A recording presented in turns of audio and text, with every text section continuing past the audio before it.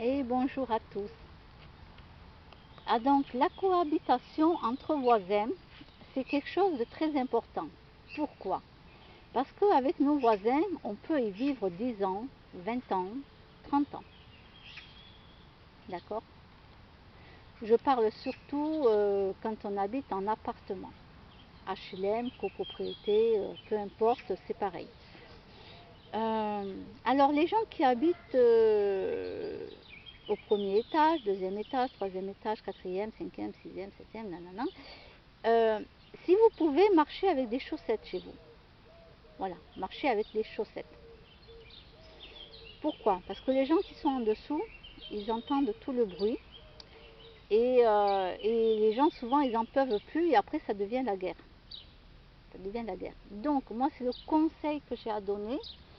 Moi j'ai toujours vécu en rez-de-chaussée. Le conseil que j'ai à vous donner, c'est de marcher en chaussettes. Il faut faire un effort pour les gens qui habitent en dessous de chez vous. Ensuite, si les gens en dessous de chez vous mettent la musique trop fort et que il est 21 h, vous voulez regarder votre film et que la musique est trop forte, vous allez voir votre voisin du dessus et vous lui demandez de baisser le volume. Voilà. Si le voisin il est correct et respectueux, il va baisser le volume de la musique. Et là, il n'y a pas de guerre, il n'y a rien. Voilà, c'est comme ça qu'il faut faire. Il faut aller voir ses voisins et leur demander de baisser le volume de la musique. Moi, si on venait me le demander, il n'y a pas de souci, je le ferai. Voilà, et même je m'en excuserais si jamais on entendait la musique un peu trop forte. Euh, donc, il faut le faire, il faut tout faire pour bien s'entendre avec ses voisins. Alors, on n'est pas obligé d'aimer nos voisins. Hein, je ne vous demande pas d'aller leur faire des bisous tous les jours. Non. Ni de leur apporter le petit déjeuner tous les jours. Non. On n'est pas obligé d'aimer nos voisins. Hein. Je sais pas, un exemple tout bête, la tête du voisin ne nous revient pas. Un exemple tout bête.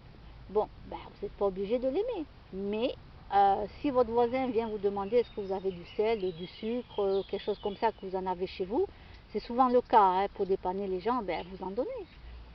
Voilà, c'est pas un souci. Vous n'êtes pas obligé d'aimer le voisin, quoi.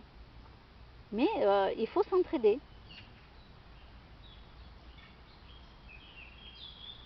C'est comme ça qu'on vit en bonne cohabitation avec les voisins. Il faut pouvoir s'entraider. Il y a des endroits où les voisins, ils s'entendent super bien. Ils se font même un très bon repas. Une fois par mois, hop, ils se réunissent tous, ils se font un très bon repas entre eux. Hop, allez, allez. Bon, ben moi je trouve ça génial, hein. Je trouve ça génial. Voilà. Pouvoir vivre dans un logement où c'est comme ça, ben moi c'est super. Voilà, c'est super. Alors, faut pas non plus tous les jours, hein. Non, non, moi je prépare, hein. Mais voilà, moi je trouve ça bien. Ou boire le café, voilà, une fois par mois, tous se réunir. Allez hop, le café, les croissants, chocolatine, chacun amène quelque chose et hop, voilà. Vous n'êtes pas obligé de raconter toute votre vie non plus à vos voisins. Il y a des choses que vous pouvez garder pour vous, hein. Moi, tout ce que je dis, c'est quoi? Allez, la moitié d'un iceberg. Et encore. Et encore. Allez, on va dire la moitié d'un iceberg. Tout le restant, je ne le dis pas. Je n'en parle pas. Les gens, ils croient que j'ai raconté toute ma vie. Non, j'ai pas raconté toute ma vie. J'ai pas raconté plein de choses encore. Non. Peut-être qu'un jour, en prenant de l'âge, je le ferai. Ça servira peut-être à des gens. Mais pour le moment, non. Ce que je dis, c'est voilà, le quart ou la moitié d'un iceberg, hein. Tout le restant, il est sous l'eau, hein. Voilà. Vous n'êtes pas obligé de raconter toute votre vie à vos voisins.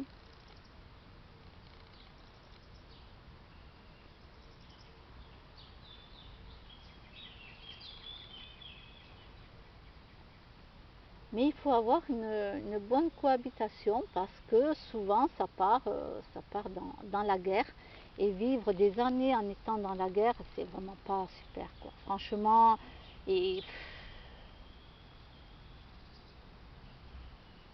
Et ouais, parce qu'on a beau parler, dire les choses, à un moment donné, ben, il faut passer par un conciliateur.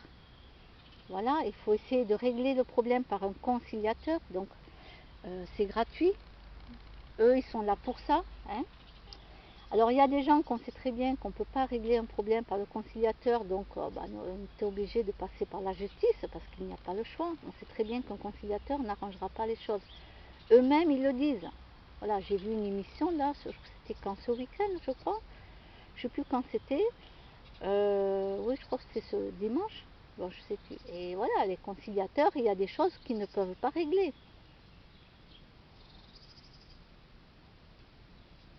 Après, ça c'est le domaine. Voilà, quand un dossier il est auprès d'un juge, bon ben voilà, c'est eux, ils peuvent rien faire de plus.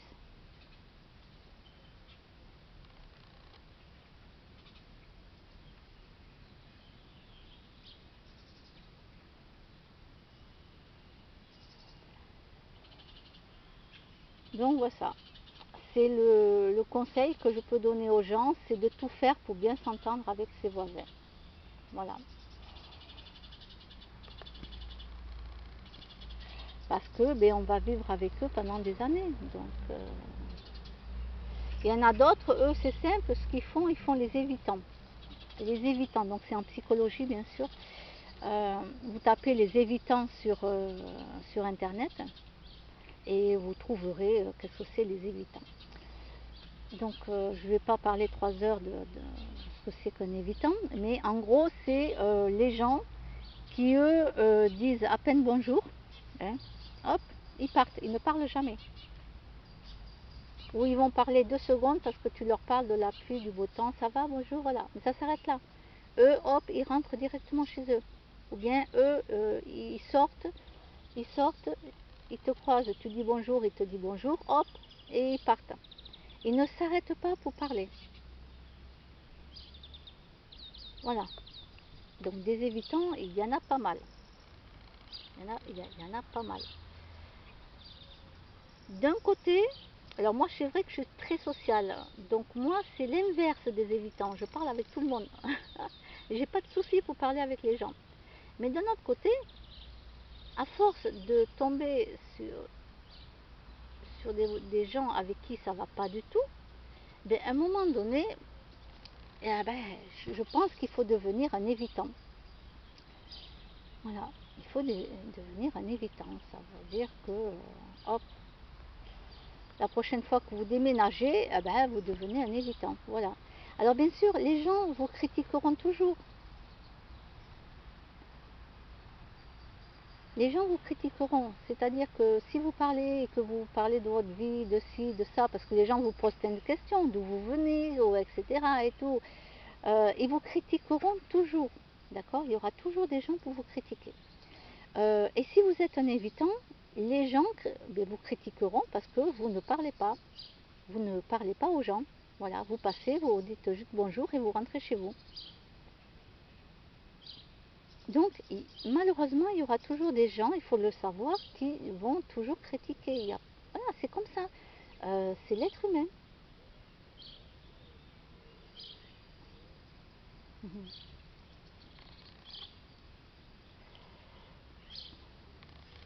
Alors moi, je ne critique pas du tout les évitants. Moi, la seule chose que je critique, c'est les gens qui sont méchants naturellement, qui font du mal naturellement. Quoi. Ça par contre, eux, ils y passent à la casserole avec moi. Hein. Mais non, les évitants, moi, je dis rien du tout. Je ne leur pose pas la question pourquoi ils sont évitants, qu'est-ce qu'ils ont vécu dans leur vie pour en arriver à ça, pour quelles raisons. Non, je ne demande rien du tout. C'est vrai que côté psychologie, ça m'intéresserait de savoir pourquoi ils en sont arrivés à ça. Ben oui, j'ai mon côté psychologie. Mais non, je ne pose aucune question. Je pose aucune question. C'est... La personne elle passe, hop, je dis bonjour, personne me dit bonjour et basta. Je ne vais pas forcer un évitant à parler. Donc il faut les laisser tranquilles. S'ils le sont, c'est parce qu'il y a une raison. Il y a une raison. Donc il faut les laisser tranquilles.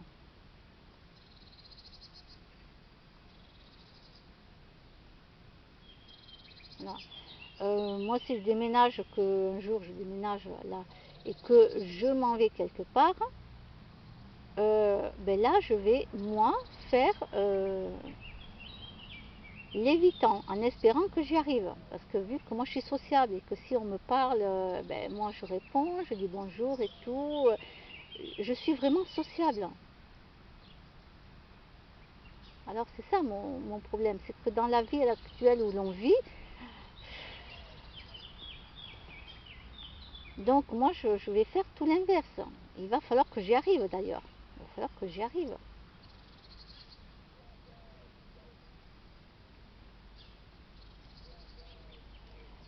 Ou bien il faudra que je réponde comme quelqu'un qui le fait. Il y a quelqu'un qui dit, rien que pour pas que les gens lui parlent, tu poses trop de questions. Lui, la personne, il dit, non mais moi, parler, ça me fatigue. Parler, ça me fatigue, donc je parle pas. Voilà. La personne a trouvé l'astuce.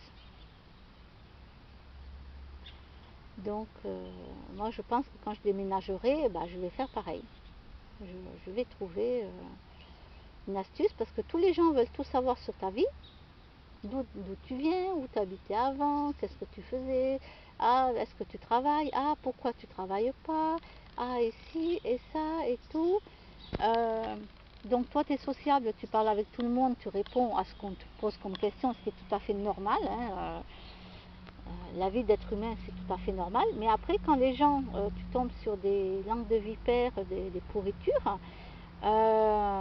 manipulateurs, pervers narcissiques, ben après, si la personne du coup a décidé de ne pas te parler pour X raison, tout ce que tu lui as dit, ça se retourne contre toi.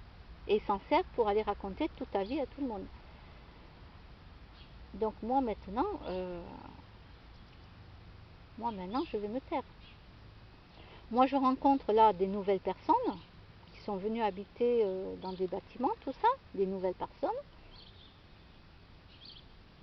Hop, c'est bonjour, ça va, nanani, nanana, mais ça s'arrête là, c'est-à-dire que je ne vais pas me raconter ma vie.